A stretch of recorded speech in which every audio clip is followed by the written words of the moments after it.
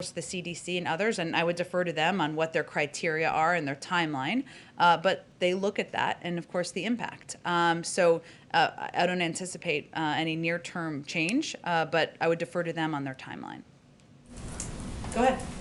On the list of the most urgent infrastructure projects that you have identified as an administration, when will the White House put out a list of those projects as outlined in the plan, and which agency is in charge of this?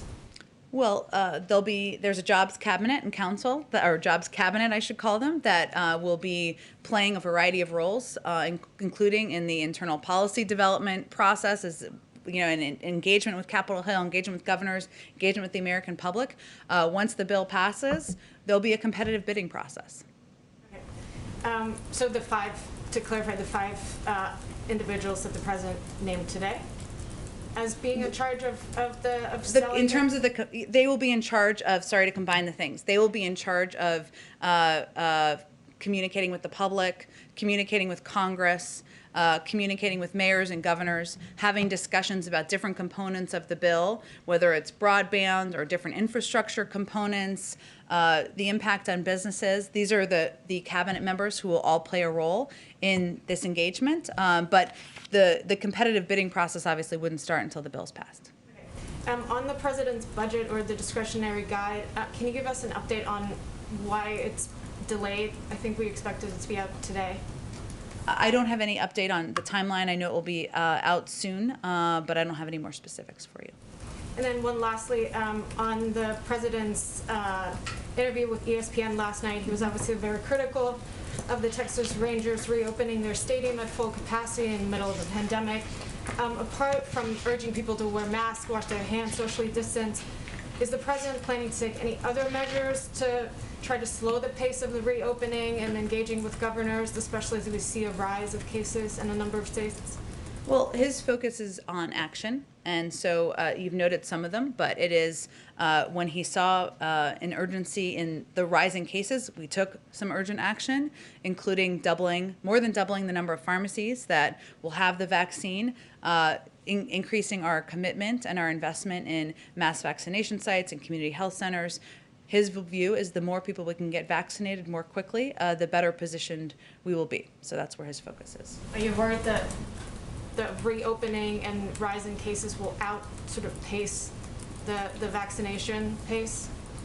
I would leave it to our health experts to make predictions of that kind. I would say that what we have control over here is how rapidly we can get the vaccine out, how many locations we can ensure the vaccine is available to the public in. We can continue to do more to meet people where they are. That's where our focus is. I'd also note that though some governors have rolled back public health guidelines, something obviously we wouldn't support given the public health guidelines are in place, a number of mayors, local elected officials, businesses have kept them in place even in a number of those states because it's not a political issue, and they have taken those steps in order to keep the people in their jurisdictions safe. Go ahead. Thanks, Jen. So during the campaign, the president signaled his support for expanding paid family and medical leave. Mm-hmm. I know the provision was enacted during the pandemic, expired, and paid leave wasn't in the stimulus package. Is paid leave something that the president will commit to including in the second part of his infrastructure proposal? Well, there's naturally still ongoing discussions about the final pieces of the package. He does believe that it is. He did include actually emergency paid leave in his rescue plan, so that component was included, and it was President Biden who signed into law this month an extension of a paid leave credit so that more families right now have access to paid leave. So those are all steps he's taken immediately, given his view that this is important to families across the country, especially as they're trying to make ends meet. And he's been clear about his support for permanent paid leave and medical leave, paid and medical leave. But I don't have anything to predict for you in terms of the next package.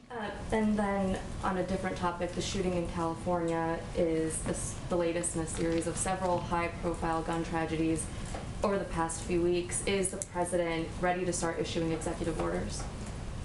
Well, first let me say that the disturbing news of gun violence in Orange California that resulted in the tragic loss of lives, innocent lives last night, is yet another example of senseless gun violence that occurs all too frequently and underscores the need for legislation to expand background checks, something that's worked its way through the House that the president certainly supports, to ban assault weapons and high-capacity magazines and remove liability protections for gun manufacturers. The president, there is an ongoing review of executive actions and something that he is certainly personally committed to, and hopefully we'll have more to say on that soon. Quick follow on that. It's my understanding that a number of gun violence prevention advocacy groups have requested a meeting with the president. Is that something that he is willing to do? Is he going to meet with them? And if so, do you have an idea of when that meeting might happen? I don't have any predictions for you in terms of a meeting. I will say that the president has worked hand in hand with a number of these groups for decades.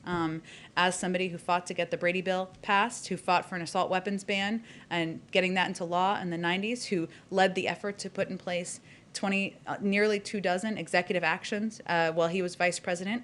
He's certainly been a partner and will continue to be an advocate as president for additional common sense gun safety measures. I will say that there is in the American Jobs Plan, and there was a lot in there, so this was a piece that didn't receive as much focus, a proposal of $5 billion investment over 8 years to support evidence-based community violence intervention. And this is a step that, of course, would help on gun violence and community violence.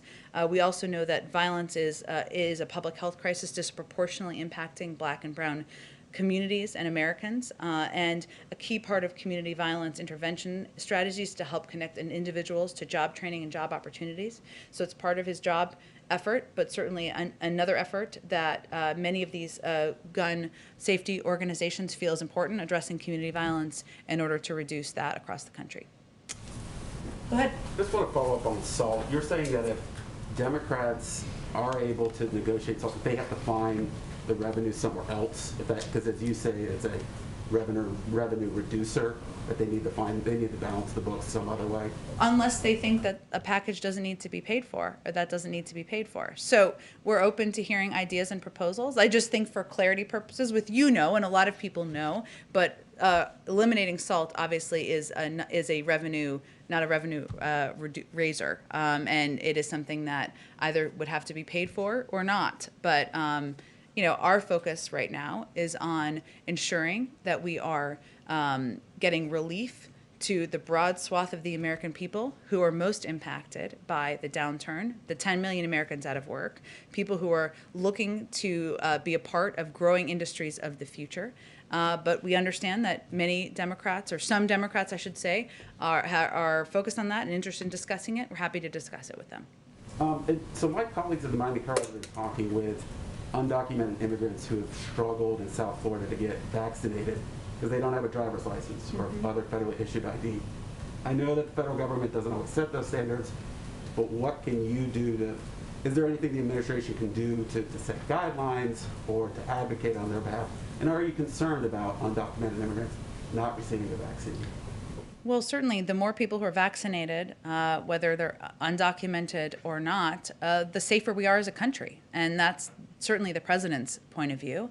And as you noted, that is not our federal guidelines. I will have to check if there's anything we can specifically do in South Florida or parts of Florida where this is having an impact. And happy to follow up with you on it. Go ahead. President Biden earlier today just spoke to faith leaders and talked about how concerned he was that Americans are becoming too cavalier about safeguarding against COVID, and on top of that, issues around skepticism with the vaccine. And then we also have these variants. Is there some way that you can characterize how worried Americans should be right now about the severity of another COVID wave?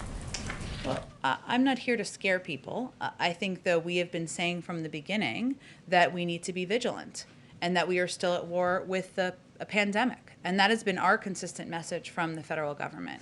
One of the reasons why the president did the meeting with faith leaders today is that we've also seen that it is the most powerful voices, the most impactful voices in communities are those who are leaders in their community. Sometimes those are faith leaders, civic leaders, local doctors, and that's why a big part of our investment is, as we look to the next stage of this, which is a focus on vaccination, is in those communities. So I think that was the purpose of the meeting today. But I think to be clear from here, we've seen progress around the country. We've seen, of course, the data of the number of people who are vaccinated, but we also need to remain vigilant. And that's why the president repeats that message at every opportunity. You said you're not you're not here to scare people. It's been Biden's message. I will always be frank with people. And do you think that the administration is doing that right? Absolutely, we are conveying, and we've conveyed consistently, nearly at every opportunity, that we need to remain vigilant. People need to still wear masks. They need to social distance. They need to hand wash.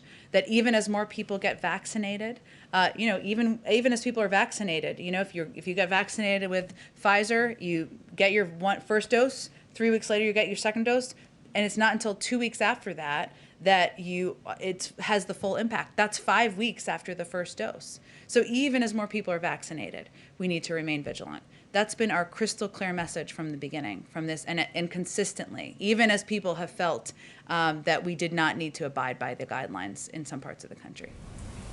Go ahead. Thank you. The administration is praising its results in terms of the vaccination campaign, but when it comes to vaccine diplomacy, it remains clearly behind China or Russia. Is the White House considering any measure apart from the participation in COVAX to catch up with those countries before the entire American population is vaccinated?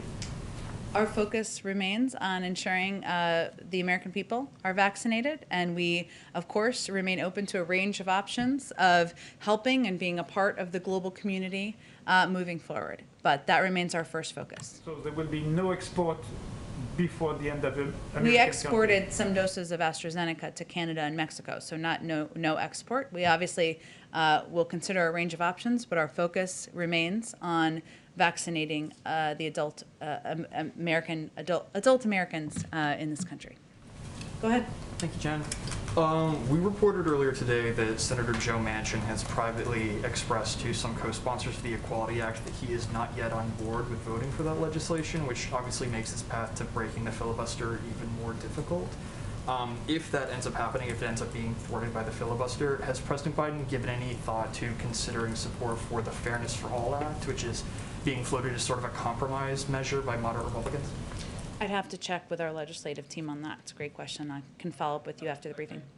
Like sort of follow up. Go ahead. Because some community leaders that I've spoken with about the Fairness for All Act have pointed to specific carve-outs, like allowing some businesses with fewer than 15 employees to deny service to someone for being LGBT, as being really tough pills to swallow. Would he commit, or could this administration commit at this point, to not signing legislation that would create carve-outs like that? I think the president supports the Equality Act. He's been clear about that. I don't think I'm going to get too far ahead down the rabbit hole of this while it's still being negotiated through Congress. Go ahead in the back. So thank you, Jen, by the way. The fourth key element in the American Jobs Plan is invest in R&D. And one of that in there is bringing critical supply chains back to the United States.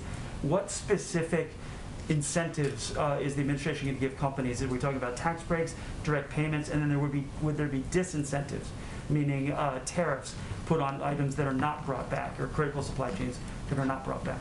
It's a really great question. I know there's a supply chain kind of meeting coming up that is being hosted by our NAC director and our Jake Sullivan, who's our national security advisor, where I'm sure they'll discuss a range of issues. And I'm sure this will be a discussion with members of Congress as they're engaging with our jobs cabinet. So it sounds like there's more to discuss on this topic. So you don't know if it's tax incentives at this point? I'm sure I can get you more specifics on it after the briefing. One other subject. In Georgia, talking about the voting bill that was just signed from the governor, community organizers have threatened boycotts on big companies like Delta, Coca-Cola, Home Depot, in part from some of the information that's come from the president. In his last news conference, he said that the bill requires voting to end early at 5 p.m. And you've said, and some others said, that words matter. The bill actually standardizes voting hours by counties and adds Saturdays and Sundays voting, and it also allows extended hours from 7 a.m. to 7 p.m.